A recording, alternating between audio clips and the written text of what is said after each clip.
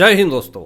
Enforcement directorate ने Bengal police से कोलकाता के पूर्व डीसीपी शांतनु सिन्हा विश्वास का करंट लोकेशन मांगा।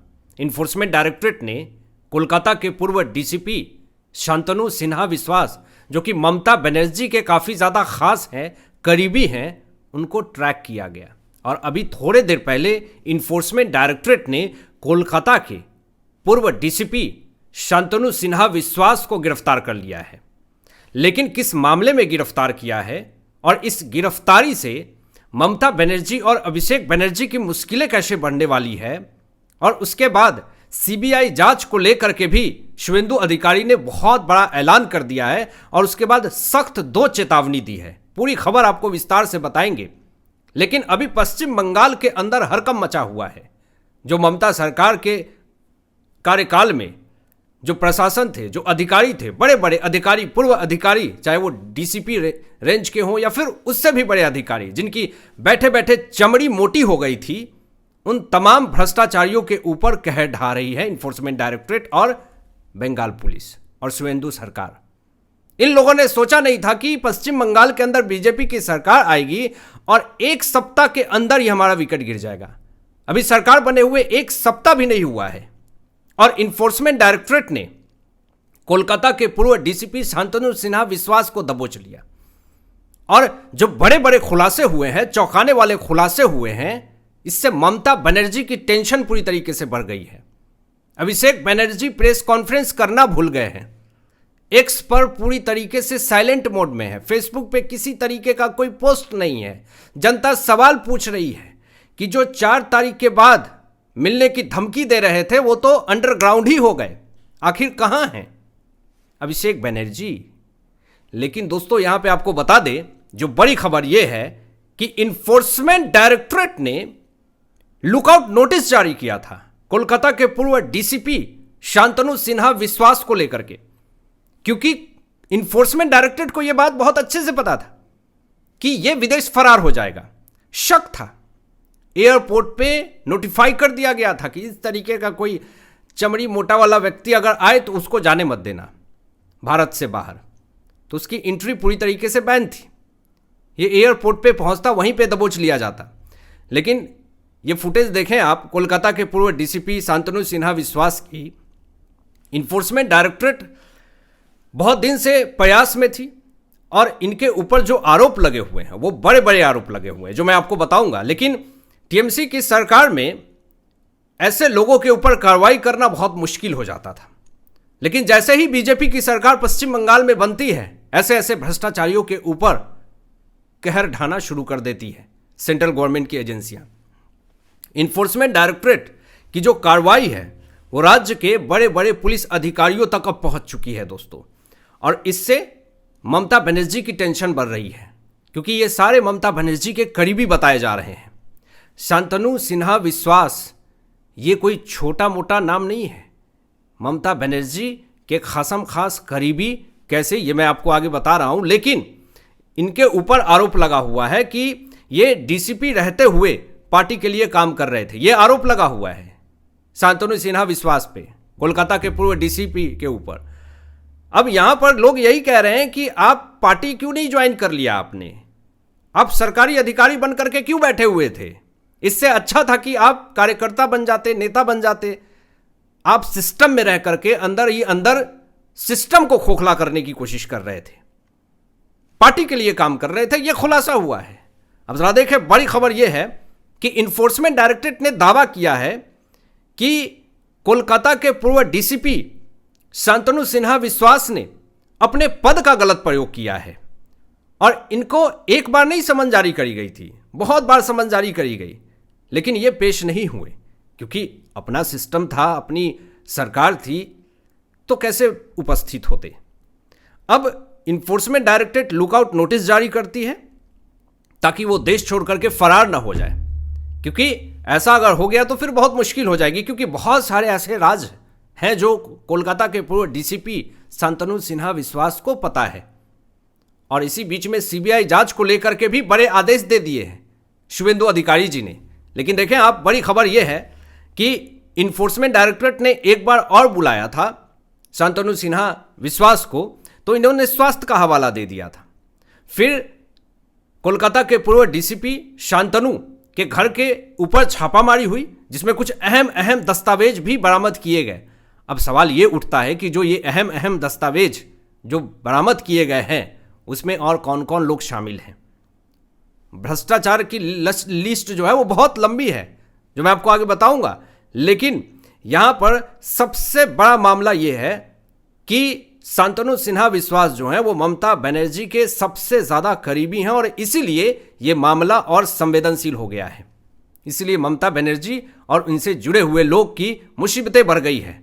अभी यहाँ पे दोस्तों एक और बड़ा खुलासा हुआ है कोलकाता के पूर्व डीसीपी शांतनु सिन्हा विश्वास को लेकर के कि इन्होंने किया क्या कि ममता बनर्जी धरना पे उतरी हुई थी और ये धरना के दौरान शांतनु कोलकाता के पूर्व डीसीपी मंच पर देखे गए थे, ये उनके साथ ही। यानी यहां पर लोगों ने यही आरोप लगाया कोलकाता के पूर्व डीसीपी के ऊपर, शांतनु सिन्हा विश्वास के ऊपर, कि ये भले डीसीपी थे लेकिन ये पार्टी के लिए काम कर रहे थे, ये ममता बनर्जी के साथ मंच पे धरना पे बैठे हुए थे। अब जरा देखें आप कि ये कार्रवाई क्यों हुई है, क्यों गिरफ्तार किया है इन्फोर्समेंट डायरेक्टरेट ने बंगाल पुलिस की मदद से। ये जो कार्रवाई हुई है दोस्तों, सोना पप्पू से जुड़े मनी लॉन्ड्रिंग मामले में हुई है। जमीन कब्जाने, रंगदारी वसूली करने के मामले में, बालू तस्करी से जुड़े और भी तमाम ऐसे भ्रष्टाचार के मामले में इनको दबोचा गया है और ये बहुत बड़ी गिरफ्तारी मानी जा रही है। और ये तो शुरुआत है, अभी पूर्व मंत्री, पूर्व डीसीपी, अभी और भी तमाम ऐसे लोग हैं जिनको गिरफ्तार करके बहुत सारे ऐसे ऐसे भेद खोलने बाकी हैं जिससे पश्चिम बंगाल की जनता जो चाह रही थी वो सब सामने आ जाएगा। भाई आपको बता दें, इसी बीच में जो शुवेंदु अधिकारी जी ने बड़े ऐलान किए हैं सीबीआई जांच को लेकर के, ममता बनर्जी को कोलकाता हाईकोर्ट जाकर के आज परेड करना पड़ रहा है, क्योंकि कहीं तो खुद को व्यस्त बताएंगी तो आज वकालत करती हुई दिखी हैं। लेकिन इसी बीच में यहां पर शुवेंदु सरकार की तरफ से फुल एक्शन में दिखे और ऐलान किया कि बंगाल में सारी फाइल खुलनी अब शुरू हो चुकी है। ममता सरकार में जितने भी भ्रष्टाचार हुए हैं, जितने भी घोटाले हुए हैं, उसकी सीबीआई जांच करेगी। ये बड़ी खबर मैं आपको बता रहा हूं दोस्तों। यहां पे सिर्फ और सिर्फ चुनावी माहौल बनाने के लिए ही नरेंद्र मोदी जी ऐलान करके नहीं चल गए। यहां पे सिर्फ और सिर्फ जनता से वोट लेने के लिए ही नहीं शुवेंदु अधिकारी ने भवानीपुर में ऐलान कर दिया कि भ्रष्टाचारियों के ऊपर सरकार बनते ही कार्रवाई शुरू हो जाएगी। सिर्फ वोट की राजनीति बीजेपी नहीं करती है। जैसे सरकार बनी वैसे ही बीजेपी ने ऐलान कर दिया कि अब भ्रष्टाचार की फाइल खुलनी शुरू हो गई है, सारे भ्रष्टाचारियों पे सीबीआई की जांच हो रही है। जो भ्रष्टाचार की फाइल खुली है उसमें आपको बता दूं कि शिक्षक भर्ती घोटाला है, नगर पालिका घोटाला है और सहकारी घोटाला है। ये 3 बड़े घोटाले हैं दोस्तों, और ये तो शुरुआत है। और भी ऐसे बहुत सारे घोटाले हैं जिनकी जांच अभी चल रही है। उसमें जैसे ही पुख्ता सबूत आएगी एक बड़ी कार्रवाई होगी। लेकिन इसी बीच में दोस्तों एक बड़ी खबर सामने आती है कि आज ममता बनर्जी को आज वकील के रूप में देखा गया। लोगों ने तंज भी कसा, इंटरनेट के ऊपर तरह तरह की बातें कही।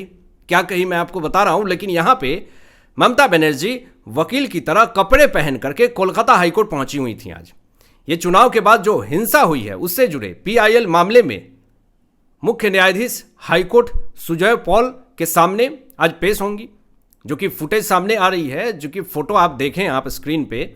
और यहां पर एक पोस्ट ये भी है जिसमें लिखा गया है कि वकील के अवतार में ममता बनर्जी काला कोट पहन करके पहुंची हाईकोर्ट। कुछ लोगों ने कहा कि उजले कपड़े पहन करके काला कौआ।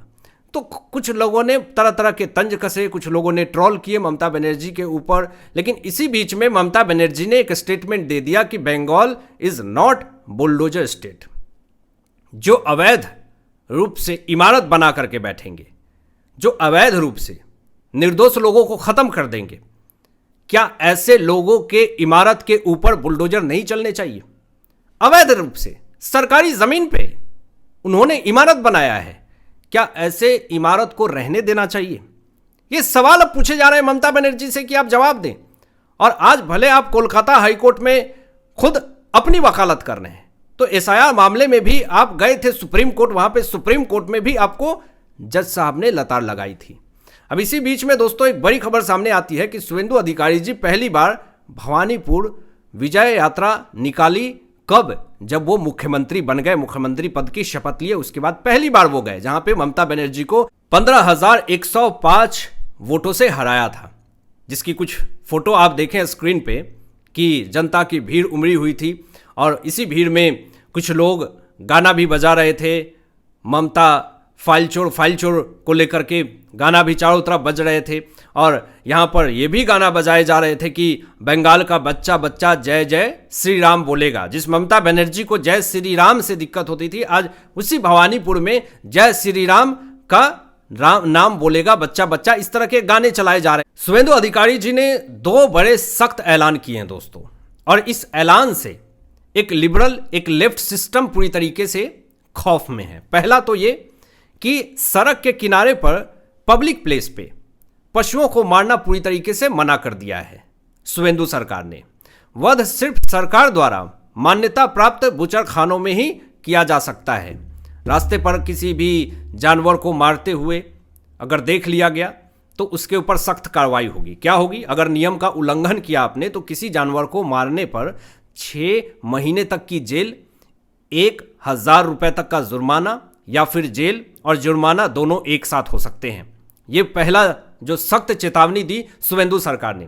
और दूसरी बड़ी खबर ये कि शुभेंदु सरकार की तरफ से ये भी बड़े ऐलान किए गए कि आने वाले सोमवार से सभी सरकारी स्कूलों में वंदे मातरम अनिवार्य होगा। जो भारत देश में रह रहा है उसको वंदे मातरम बोलना पड़ेगा। आपकी क्या सोच है? इन तमाम विषयों पे अपनी विचार व्यक्त कीजिएगा। मिलते हैं एक लेटेस्ट ब्रेकिंग एनालिसिस के बाद। तब तक अपना ध्यान रखें, ख्याल रखें। सत्यमेव जयते। जय हिंद।